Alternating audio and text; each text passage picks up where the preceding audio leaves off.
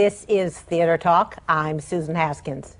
Many times on this show we ask, where are the great leading men of Broadway? Well, we've got the greatest one right here today, and here to introduce him, my co-host, Michael Riedel of the New York Post. John Raitt is one of Broadway's legendary performers. He played Curly in the first national tour of Oklahoma. He originated the role of Billy Bigelow in Carousel. He also appeared in Pajama Game and in the terrific television production of Annie Get Your Gun with Mary Martin. And he is our guest tonight on Theater Talk. Pleasure to be back in New York. I haven't been here for a couple of years. That's right. You live in Pacific Palisades, Palisades, right? where I was honorary mayor, and they kept me busy singing at 4th of July parades and such. Let's just sort of go back to the beginnings with you, if we can. You were discovered by Richard Rodgers and Oscar Hammerstein, correct? And they're the ones who cast you in the tour of actually Oklahoma. Mrs. Langner of the Theater Guild. Came out to Southern California, seeking replace for Alfred Drake. And, you know, that guys have been drafted in the war during that period. And my interview took place in a cab on her way to the 20th Century Fox studios from her hairdressers. It's the only time she had for me. She says, how would you like to come to New York to audition for the role of Curly? I said, it'd be very exciting. And she's, well, maybe you'll be hearing from us, but you never heard me sing. Then they decided to, you know, because of some whatever reason, spend the money, which is unusual for the Theater Guild, to take me to New York. Then the word had gotten out they were going to pay the Theater Guild, tight with the buck people. And so everybody, I must have had 40 people there at the audition. Really? Just out of curiosity to see what the guy looked like. And Mrs. Langner told me later, she didn't sleep very well the night before. She kept waking up thinking, what if he can't sing? You know? But I could sing. Boy, could you, yeah. And I sang, I'd just been doing some operas in English in Southern California. And I said, do you mind if I warm up? I haven't sung since I left California. It took, what, 5 days on the train. So I said, I'd like to do the figure aria for the Barbara Sibylla in English. Well, it became my trademark practically. And then when they came around to rehearsing for Carousel, they said to Oscar and Hammerstein and Dick Rodgers, you got to give John something as good as that figure aria. And they did. Did you become friendly with these guys? I mean, what were they like as personalities? Dick Rodgers is very, very difficult. Really? He had a little veneer around him and wasn't sure that he was serious or giving you the needle or what. Sort of a intimidating? Could be, very much, yeah. Yeah. Not as bad as George Abbott, but... Well, tell him, what was wrong with what was the problem with George? Well, that's why he's called Mr. Abbott by everybody. You know. Now, that was intimidating, Mr. Abbott. Never intimidated me very much, because we're about the same size, and I had no reason to be intimidated by him. Dick Rodgers, I guess, you know, his tremendous, wily sense of humor. I mean, that we never... And never spent many things social with either one of them. Oscar's world federalist, you know? Yeah. The whole world. His lyrics tell who Oscar Hammerstein is. And he was a nicer guy, an easier guy to get along with than very much Dick Rodgers? Yeah. Yeah. I remember one time in television we were asked to do the soliloquy, which takes 6.5 minutes, on a half-hour television show. And the producers would say, that's too long, can't you cut it? I said, well, I don't think I should cut it. I called Oscar out in Bucks County, and he said, well, John, what a great compliment. He said, John, it's your song. You'll know what to do. Oh. Can you tell us, do you remember the first time you heard Soliloquy, the first time Dick Rodgers played it for you? The first time, especially the first time they played it up in the Taft Hotel in New Haven. With a 40-piece orchestra. We had one of the first times they used that many. And I think it was Agnes DeMille's assistant that said, you remember what happened the first time they read through that and you sang? I said, no, I know it was exciting. He said, no. Usually you'll be lucky to get the tapping of the stands with the violinist bows, you know, afterwards. They stood up and gave you a standing ovation. Which, I see. But do you remember when Dick Rodgers, did he play the song for you, Soliloquy, once? It must have been... Yeah, about 3-4 days after we began rehearsals, he said, we got a song for you, you know. And it was just overwhelming. They would write such like a one-act opera. Yeah. Difficult to learn that song, did you? No, music was very easy for me, thank goodness. Yeah. But the lyrics, and I mean, that must have been hard to... It's a section of songs. Some of it's, you know, My Boy Bill. Right. You know, what am I going to do about it? My Little Girl, the whole thing. Yeah, yeah. You were one of the great leading men of Broadway in the tradition with Richard Kiley and Alfred Drake. That kind of leading man we don't seem to see on Broadway anymore. What do you think's happened? What happened to the leading men? Some of it was in the writing. You know, we had a whole period there. It was all character leading men. Then it went in the 60s, you had all those women shows. that just features guys like it, you know, and shows being pushed off a cliff or something. And the photographer. But I don't think there was any shows for them. I think we always had them out there. We have a few on Broadway now. But Tom Wopat and Andy Get Your Gun. And Douglas Stills. Stills and the Scarlet Pimpernel, yeah. Scarlet Pimpernel. And I guess maybe when you got into the sort of idea of this, the concept musicals of Michael Bennett and Bob Fosse, those musicals really didn't have big star parts the way the old-fashioned ones did. It was still very interesting that there was no one starred in Oklahoma or Carousel. We were all featured players. Interesting. Right, it was Rodgers and Hammerstein starred. Yeah, of course. Show. Today we have, you know, same things happening. You don't need to star in Rent. You don't need many of the shows. Yeah. The shows. Or in any of the Andrew Lloyd Webber shows. He's the star, yeah. Right. Did you ever get your name above the title in Carousel, or was always... Oh, later on, sure. Yeah. I got it in the Lincoln Center version, 20 years later. Yeah. We did Lincoln Center. Now, you had your name over the title in Pajama Game, did you not? Yep. Yes. Yep, but we were the biggest star of that show. Who was the biggest Carol star? Haney was Carol the biggest Haney, that's star. right. She won the Tonys for that. Now, you were telling me that she had come into the show as Bob Fosse's assistant? Yep. And then had a little tiny part? Well, she had a small part, and Charlotte Ray, the comedian, had the boss's secretary part, and after about 10 days, George Abbott didn't particularly get along too well with Charlotte Ray, and he loved Carol Haney, so he combined the two parts.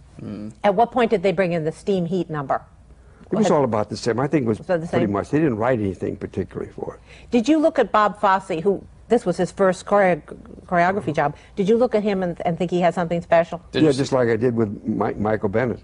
I gave Michael Bennett his first choreography break on Broadway. Thinking about Fosse and Bennett, when you saw them before they became the icons that they are now. What, for example, was Fosse like in rehearsals of Pajama Game? What was it about him that sort of made you think this guy is going to be a giant? They're both such terrific disciplinarians. I mean, they just wear out people with their energy and with the creativity that they have. They just could.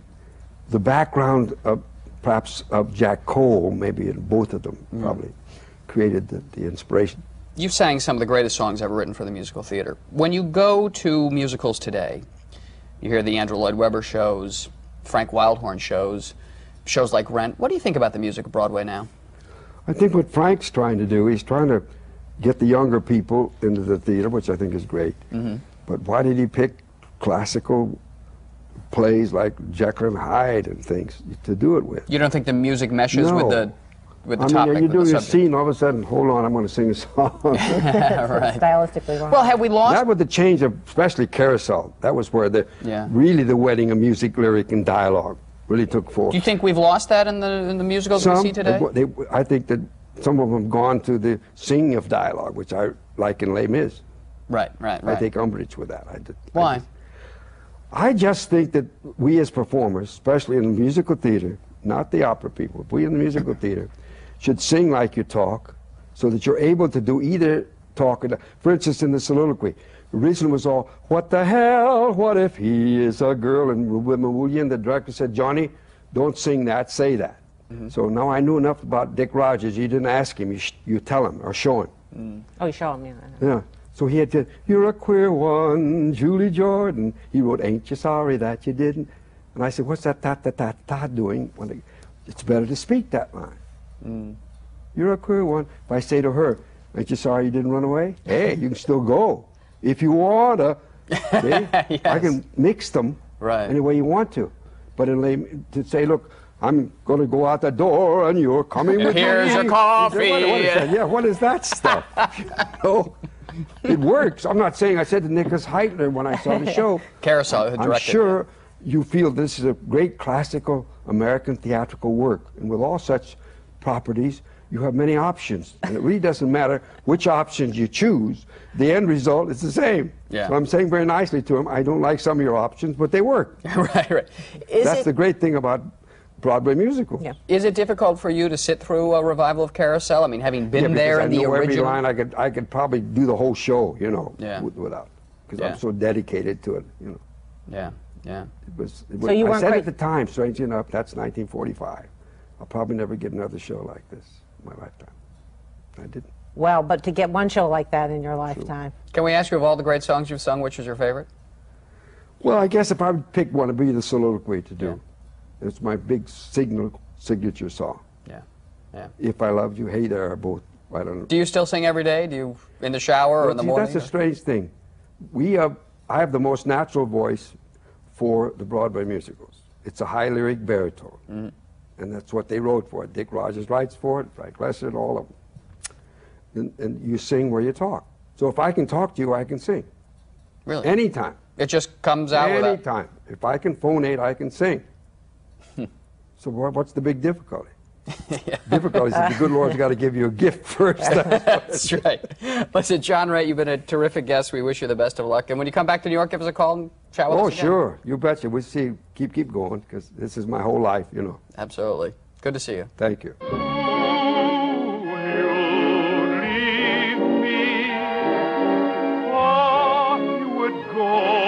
The mist of day, never, never to know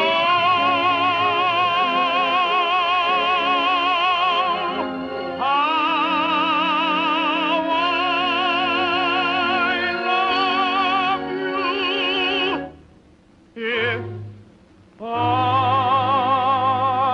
love you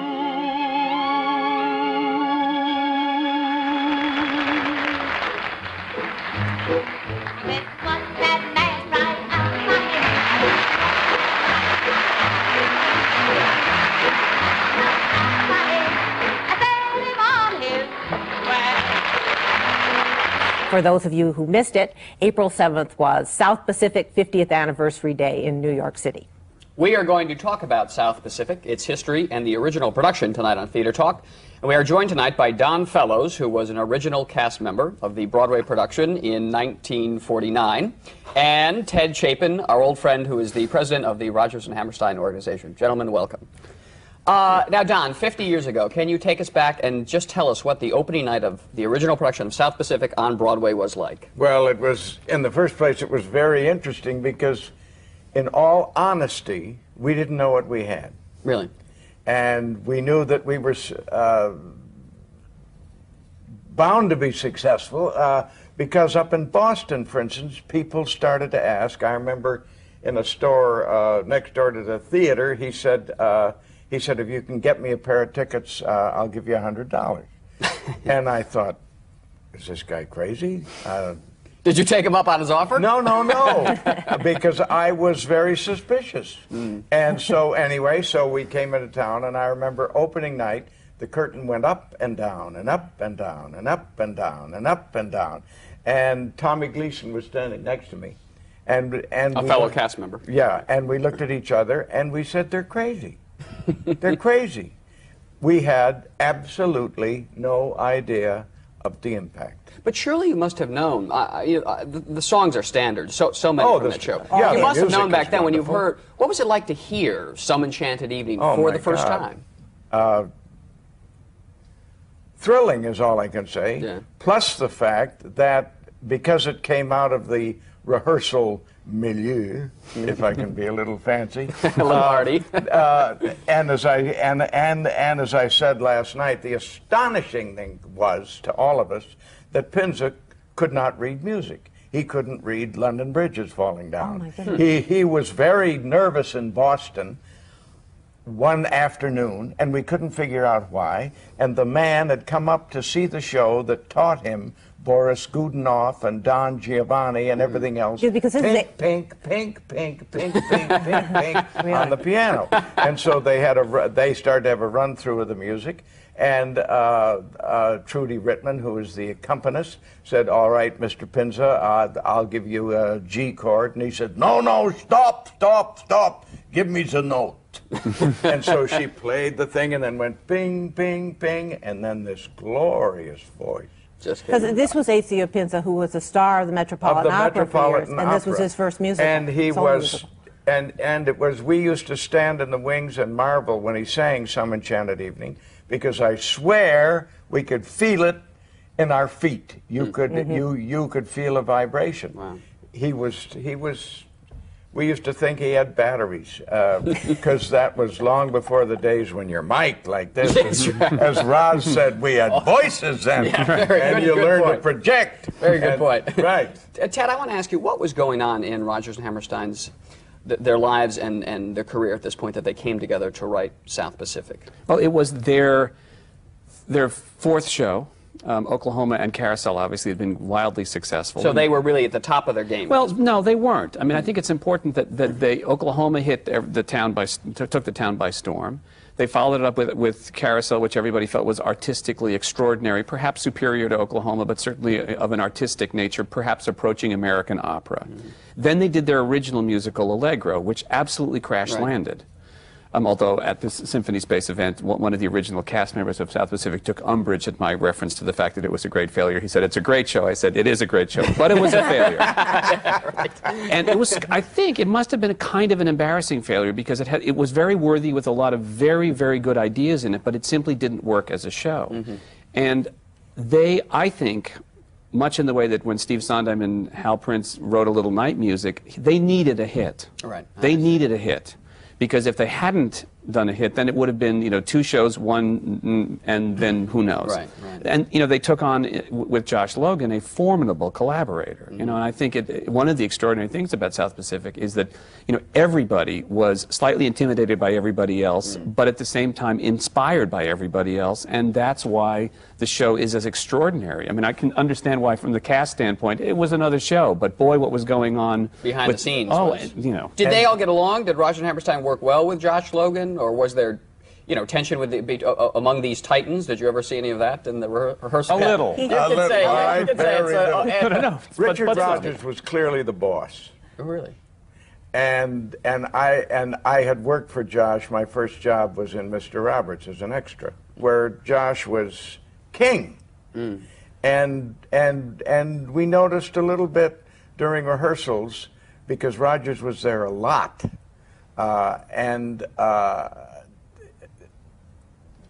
Josh would be directing something, and Mr. Rodgers would sit in the rear of the theater, and then we would hear, only occasionally, we'd hear, Josh, may I have a minute? And Logan would trot up the aisle, and they'd talk and talk and talk and talk, and then Josh would come down and say, "Well, no, I think what we're going to do."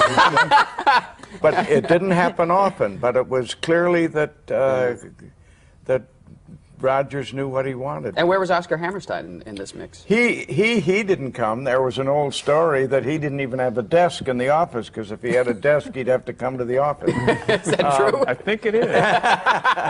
But he was there, and I remember particularly the day that they brought in Younger Than Springtime, because they had, as they said last night, there was a song called Suddenly Lucky that went suddenly lucky, suddenly da da dee da da, which turned up again.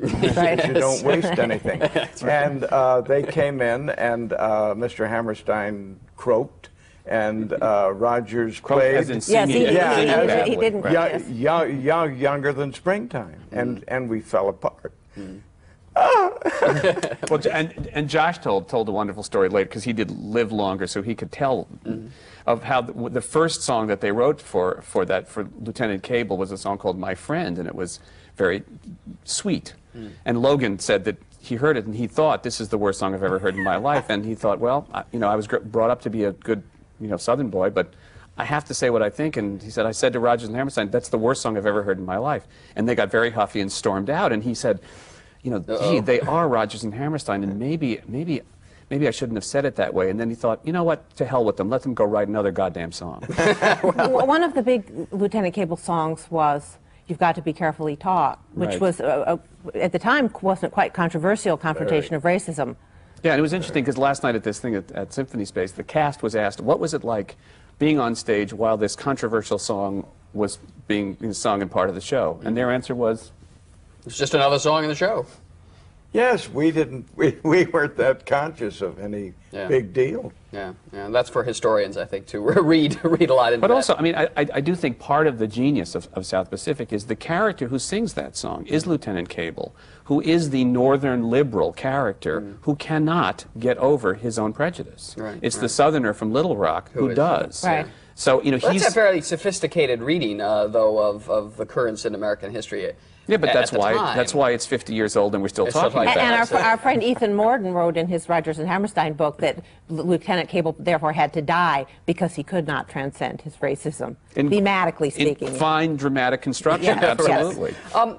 Now, Ted, in the Rodgers and Hammerstein canon, in terms of number of times the show has been performed around the world, the amount of revenue it's generated for your organization, where does South Pacific fall in the pecking order? It's probably third, behind Oklahoma and The Sound of Music, which are still the ones that are done, you know, more often in high schools and on up. And right now, it's among other places that's playing as we speak is Japan, which might seem peculiar because you know, certainly the enemy as depicted in the play are the Japanese. Right, but I mean it has not, though, had a full-scale Broadway revival, and I think it's the only one of the top R&H shows that hasn't. Is there something in the works? Are you working behind the scenes to get South Pacific back to Broadway? Well, I have a telephone on my desk, and when it rings, I answer it. I think the role of the dice has been such that the order of this extraordinary revival of Rodgers and Hammerstein musicals, you know, started with Carousel and then went to The King and I. Sound of Music is now. Oklahoma will be next, and we can get the Trevor Nunn production over here. And then, and I think it is absolutely due for one. It's got to be cast well and directed well. And do you think it still holds? Does it hold up well now for an yes, audience I today? think There's going to have to be rethought. The way a lot of the shows have been sort of revised by young directors now. My sense of it, especially after having gone through this week and the various activities about the 50th anniversary, is the fact what South Pacific is. It is a play. It is a musical play. And if you start tarting it up, for example, there's no choreography in it to speak of. All the choreography is directed by a director. When people, and there's a tendency to think, oh, well, let's make Liat do a wonderful, lovely Polynesian dance. How awful. And make, you know, let's make, I'm going to Don, watch. These horrors go on now. You live in what, England. You haven't seen some of this. This is what I get to deal with. No, but, and make, watch that man, a wonderful, you know, Nelly with all the girls and sometimes the guys. It's Nuns like, no, Nuns making pottery in The Sound of Music. Josh was marvelous. Because he was really a Stanislavskian director. He had studied with Stanislavski, and he tried to bring as much Stanislavskian teaching to the commercial theater as he could. That's why I told the thing about where they had never heard of giving each of the guys who were veterans $25 and said, go to the local Army and Navy surplus and buy the clothes you would wear. And that was part of the impact. Right. You talk about impact. These were guys that walked out. And so in this number grew. But the management didn't know how to repeat it.